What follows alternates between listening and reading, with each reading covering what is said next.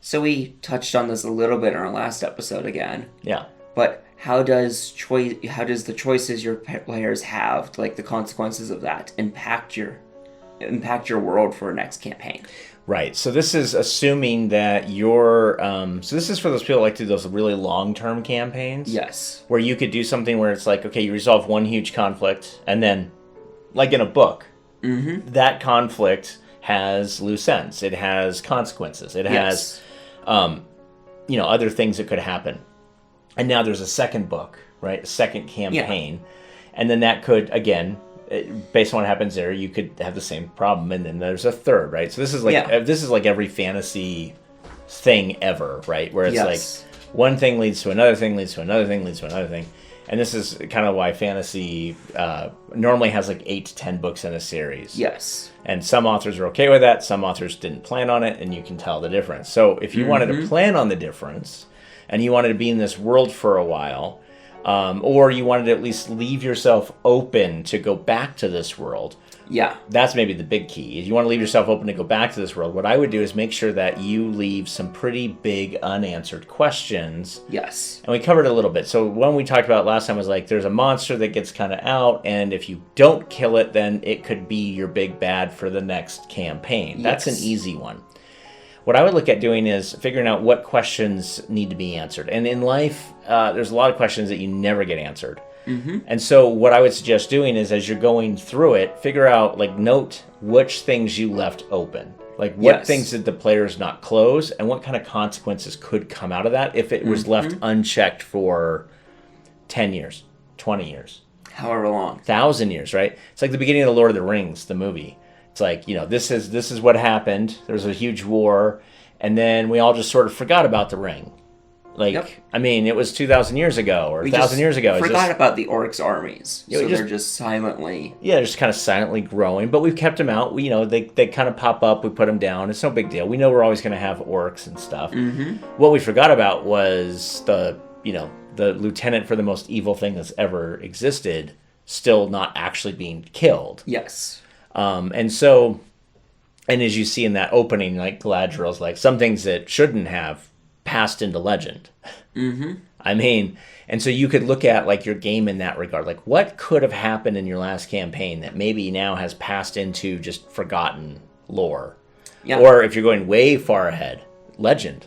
Yeah. And so, how you would set this up is detail out anything that your players do that has kind of a big open question. You also could do it in terms of allowing certain lesser enemies be free or get away. Yeah. And you can do this in like a little way where it's like maybe your players decide to show some mercy to an arch, like a mage, like a low-level mage, way back at the beginning. And that person was caught. Like you brought them back to town in shackles because that was part of the deal.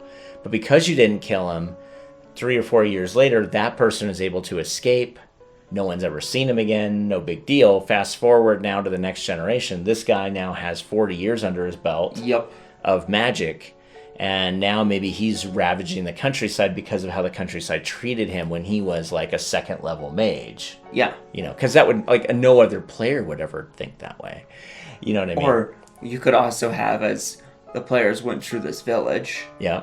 They didn't help out this man. Oh, right. And now, in order for him to get vengeance on the players, he's going after their kids, or he's going after their kids. But how, in order for him to have the longevity and the power to do that? Oh, he liched himself. I would say pact with a fiend or a demon. Yeah. And now that has other implications because of he's not knowing how to do the pact stuff. Right. So it's done wrong. Right, exactly. Against him because of what he's dealing with. Right. And it doesn't even have to be against the players. Like, because you could have a game where it's like, well, what if my players don't want to play their kids? Fine. Yeah. It doesn't have to be there. It could be the same kingdom. It could be a neighboring kingdom. You even could do a thing where, because of what your players did in this kingdom, there was ramifications in this other kingdom that like never were really fully explored. Yep. But the nice thing is, as you're going through that campaign, you could start dropping history, specifically if all your players are the same.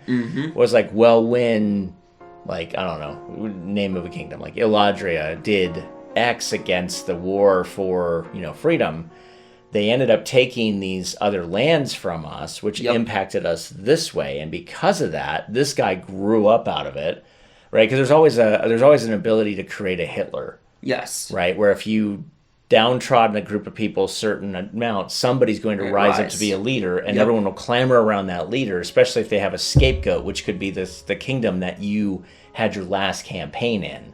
Yep. And after maybe 100 years or 300 years of oppression from that kingdom that did really well because of your players, now there's a person that's risen up, and maybe your players are, and this is the twist, your players might be working for that guy, not understanding how evil he is or she is, and they're just getting back their homeland, which is fun because it's going against all of the results of the good that your players did in the last campaign, so that they could overcome that evil. But the unseen consequence was, well, now they're a superpower. Yep. Right? The other thing is the consequences just doesn't have to be in a faction or a person. You could have whatever you guys had to do to like seal the gate if like the demons were coming through and that was your end goal. Yeah. Sealing that gate caused a lot of corruption in that area or caused it to become a wasteland. Right. You could actually have the world be radically changed because of the actions that you guys have done or lack thereof. Or because you didn't seal the gate. You thought you sealed it. Maybe you died in sealing it. Like your players all died sealing it, right? Nice, heroic, total party kill. Yep. Fast forward 300 years later, and every year there's like 7 or 8 feet spreading out, gets corrupted, and nothing lives there, and anything that goes there dies. And it's just a matter of time before the entire planet is destroyed. And then your next characters in that world have to fixing what you failed to do the last time. Yeah, your quick close actually, it closed it, but it didn't close it. It didn't solve the problem. It there's just still delayed leaking, the inevitable. There's still a leaking out of evil or death and destruction that's still happening. That's a great idea. So, I mean, the sky's the limit with what you can do on these, because it really just depends on your world. Your world, But you can either do just straight up, like, local revenge, kingdom revenge, but I like the planetary changes. Or the plane. Even the plane could be is in an active change, good or bad.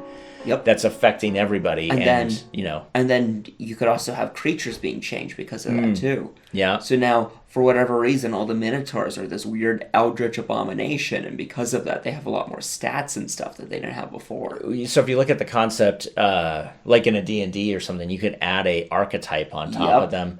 So anything that lives in that wasteland, and not in the wasteland itself from that gate perspective, but from outside of it, like near it, now maybe they all have fiend attached, or they all have abyssal type of things attached, or it could go the other way.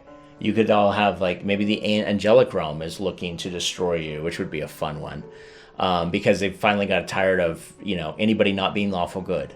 Yeah. And they decided, like, we're just going to wipe the planet out and start again, because that's not a biblical story. And so what you end up having is this concept of, like, maybe everything there has, like, points in celestial. Yeah. But you're looking at it going, like, well, that's still a problem. We don't, you know what I mean? Like, the angelic realm is now trying to permeate into our realm, and we didn't close the gate properly. Or they didn't, because it's not our players.